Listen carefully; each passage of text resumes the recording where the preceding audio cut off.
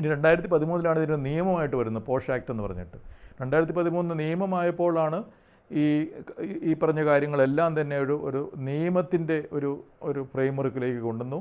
അപ്പോൾ അതിലെ സെക്ഷൻ 4ഉം 5ഉം അങ്ങനത്തെ ചില കാര്യങ്ങളൊക്കെ കോഗ്നിസബിൾ ഒഫൻസായി. അത് നോൺ ബെയിലബിളായി ചില നിയമങ്ങളുണ്ട്. അപ്പോൾ പോലീസിന് നേരിട്ട് കേസെടുക്കാവുന്ന കുറ്റകൃത്യമായിട്ട് ഇത് പിന്നീട് മാറി 2013 ശേഷം. അതിൻ്റെ പിന്നീട് അമെൻമെൻറ്റ്സൊക്കെ പിന്നീട് വന്നിട്ടുണ്ട്.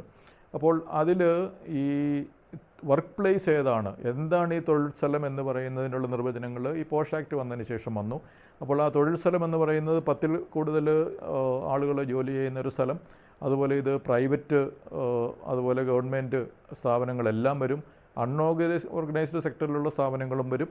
അതുപോലെ ആ സ്ഥാപനങ്ങളിൽ ജോലി ചെയ്യുന്ന റെഗുലർ എംപ്ലോയീസ് മാത്രമല്ല, അവിടെ അപ്രൻറ്റീസായിട്ടോ അല്ലെങ്കിൽ ഡെയിലി വേജസിലോ അല്ലെങ്കിൽ ഒരു കരാറടിസ്ഥാനത്തിലോ ശമ്പളമൊന്നും ഇല്ലാതെ വോളണ്ടറി ആയിട്ടോ ഇങ്ങനെയൊക്കെ ജോലി ചെയ്യുന്ന എല്ലാവരും അതിൻ്റെ പരിധിയിൽ വരും.